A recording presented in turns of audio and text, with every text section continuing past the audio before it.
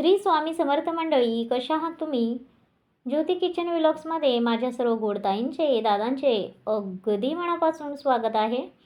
चला तर आज आपण अशी मस्त भन्नाट रेसिपी बनवलेली आहे, जी खायला अगदी कुरकुरीत लागते आणि खूपच भन्नाट आहे. खूप छान लागते. पावसाळ्यातला हा छान बेत आहे. एकदा तुम्ही नक्कीच करून पहा. खूपच छान लागतं.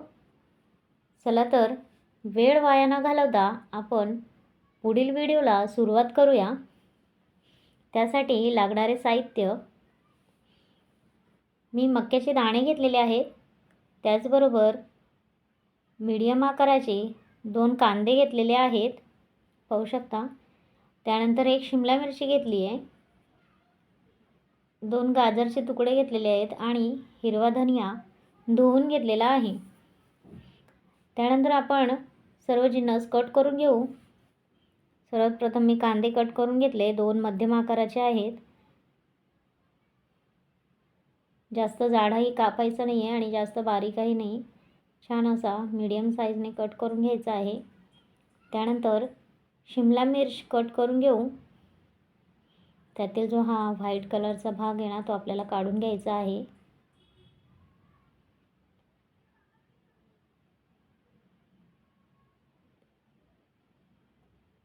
छान अशी बारीक कट करून घ्या. जास्त जाड नका ठेवू, कारण जाड असली की त्याची टेस्ट चांगली लागत नाही.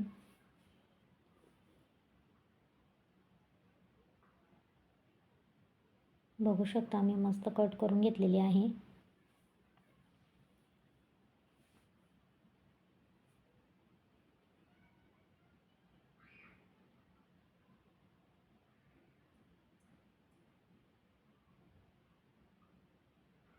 त्यानंतर गाजर किसून घेतलेले आहे.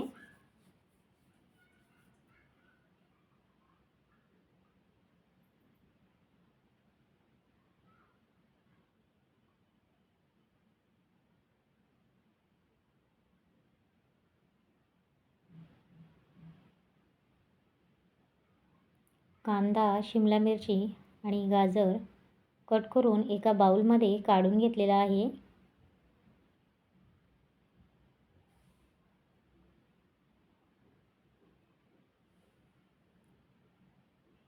त्यानंतर मी हिरवा धनिया चिरून घेतला.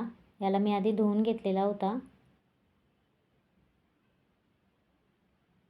त्यानंतर एक हिरवी मिरची कट करून घेतली आहे. अगदी बारीक चिरलेली आहे मी, आणि मी एकच घेतलेली आहे, कारण माझा मुलगा तिखट झाली मिरची आली ना तर तो खात नाही. त्याच्यामुळे मी एकच एकदम बारीक कट करून घेतली आहे. तुम्हाला जितपत तिखट हवं असेल तितपत तुम्ही हिरवी मिरची घाला. त्यानंतर मक्याचे दाणे आपल्याला छान असे कुटायचे आहेत. अजिबात तुम्ही या दाण्यांना मिक्सरमध्ये काढू नका, कारण मिक्सरमध्ये काढल्याने याची बारीक पेस्ट होऊन जाते. त्यामुळे अजिबात मिक्सरला लावू नका. मस्त अशी खलबत्त्यामध्ये कुटून घ्या. जाडसर ठेवायची आहे आपल्याला, अजिबात बारीक करायची नाही आहे. बघू शकता अशा प्रकारे कुटून घ्या आणि थोडेफार दाणे याच्यात राहू द्या, जेणेकरून खायला अगदी छान लागतात ते. मक्याचे दाणे कुटून मी बाउलमध्ये घालून घेतलेले आहेत. त्यानंतर चवीनुसार मीठ घालून घेऊ. जिरं घातले, हळद घातली आहे, थोडीशी घरी वाटलेली मिरची पावडर घातली आहे आणि थोडासा ओवा घातला आहे. त्यानंतर 1 ते 1.5 टीस्पून मी यात काश्मीरी मिरची पावडर घातलेली आहे, जेणेकरून त्याला मस्त असा रंग येईल. छान मिक्स केलं आहे. या भांड्यात जमत नव्हतं म्हणून दुसऱ्या बाउलमध्ये काढून घेतलेलं आहे, ते लहान होतं म्हणून. चला तर छान असं मिक्स करून घेऊ. आणि 1 वाटी बेसन पीठ घेतलं आहे, त्यातून मी अर्धच घातलेलं आहे. परत अजून थोडंसं घातलं. लागता लागता घाला, याच्यात अजिबात पाणी टाकायची गरज नाही. दोनदा थोडं थोडं टाकून घेतलं आहे. थोडंसं उरलेलं आहे. परत थोडंसं घातलं आहे. जास्त बेसन पीठ घालायचं नाही आहे आपल्याला. त्यानंतर मी 3 चमचे यात मी तांदळाचं पीठ घातलेलं आहे. तांदूळाच्या पिठाने छान असे क्रिस्पी होतात आणि खायला कुरकुरीत असे मस्त लागतात. मिश्रण तयार झालेलं आहे. आता आपण याचे हलक्या हलक्या हाताने असे बॉल तयार करून घेऊ. तुम्हाला हवं असेल तर बॉल करा, नाहीतर तुम्ही याचे नुसती भजी काढू शकतात. ते सुद्धा अप्रतिम लागणार आहेत. आपण तेही बनवलेले आहेत.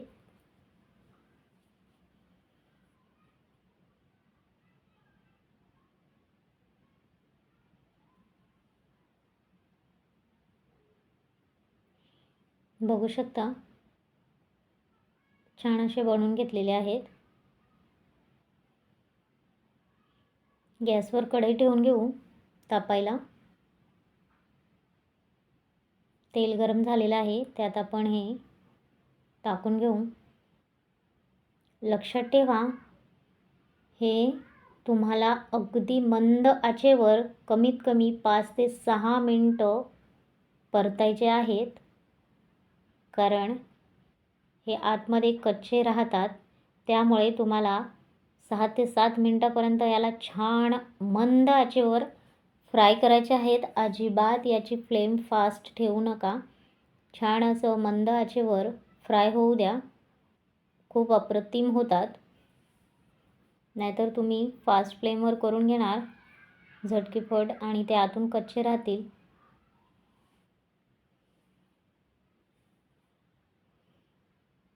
मी 6 ते 7 मिनटं यांना छान असे फ्राय केलेले आहेत तेलात.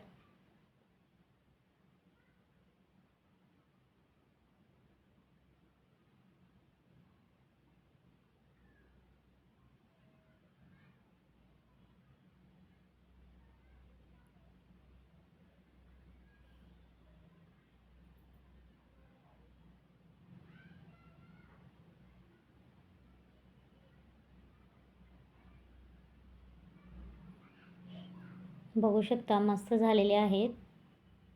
चांगले मस्त असे गोल्डन ब्राऊन मस्त कुरकुरीत होऊ द्यायचे आहेत. छान झालेले आहेत. काढून घेऊ.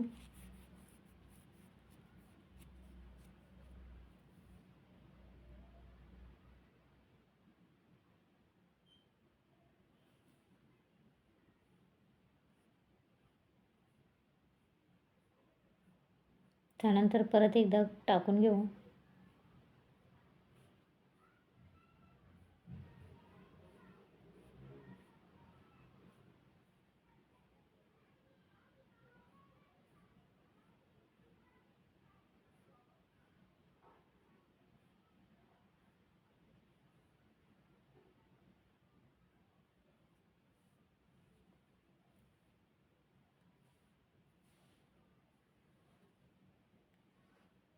मस्त फ्राय झाले आहेत. 6 ते 7 मिनटं मी यांना फ्राय करून घेतलेत मंद आचेवर.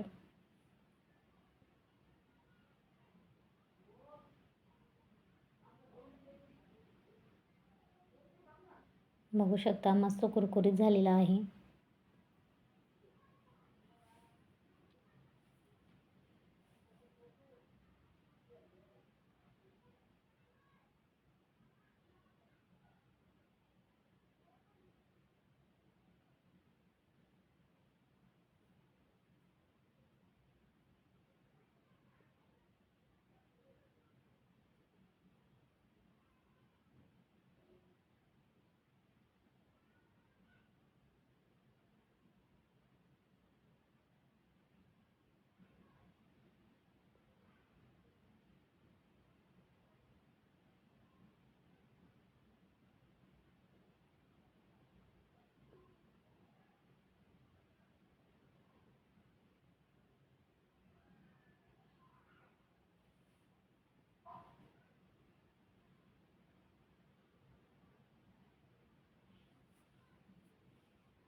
सहा 7 मिनटं फ्राय केले ना की हे आतून सुद्धा मस्त शिजतात. नाहीतर आपण घाई गडबडीत फास्ट फ्लेमवर केले ना तर हे अजिबात चांगले लागत नाही बरं का खायला. छान झालेले आहेत, काढून घेऊया.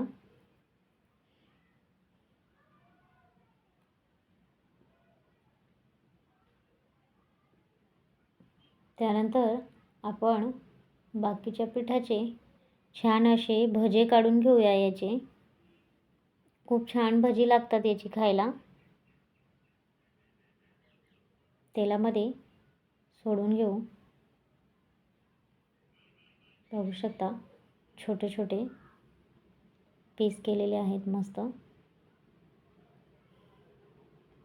अप्रतिम खायला लागतात हां ही भजी. एकदम कुरकुरीत होता आणि यांची शक्यता कच्चं राहण्याची अजिबात नसते. हे छान फ्राय होतात. जे बॉल्स आपण करून घेतलेत ना त्यामध्ये आतमध्ये एक असा सॉफ्टपणा असतो, पण आपण जे ही भजी काढून घेतलीत ना याच्या आतमध्ये अजिबात सॉफ्टपणा नसतो. हे अगदी कुरकुरीत लागतात. यामध्ये काहीच विषय नाही, इतकं छान याची टेस्ट लागते. ज्यांना कुरकुरीत खायचे असले ना त्यांनी असं करून खायचं. त्यामध्येच मी 4 ते 5 हिरव्या मिरच्या कट करून मधून कट लावून फ्राय करून घेतल्या आहेत. त्यामध्येच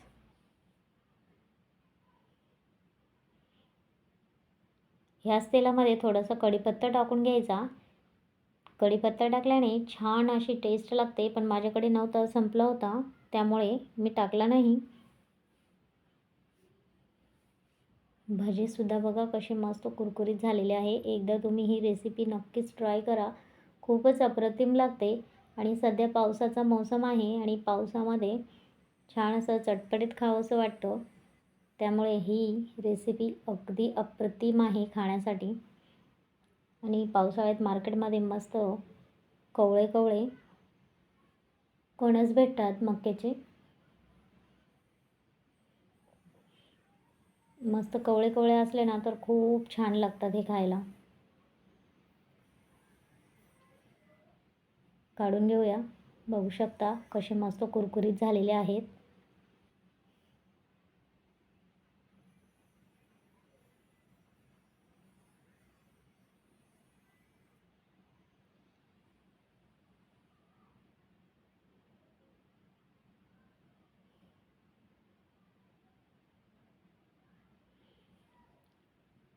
तर चला मंडळी, आपली रेसिपी तयार आहे. त्यासोबत तुम्ही टमॅटो सॉस, मेयोनीज किंवा शेजवान चटणीसुद्धा खाऊ शकता किंवा ग्रीन चटणी बनवून याच्यासोबत तुम्ही खाऊ शकता. बघू शकता कसे मस्त क्रिस्पी झालेले आहेत. खूपच छान झालेले आहेत.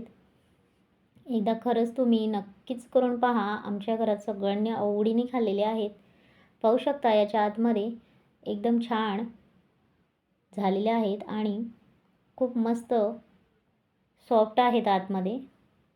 वरून कुरकुरीत आहेत आणि आतमध्ये सॉफ्ट आहेत. तुम्ही टमॅटो सॉस किंवा शेजवान चटणी किंवा मेयोनीजसोबत खाऊ शकता. खूपच खायला भारी लागतात.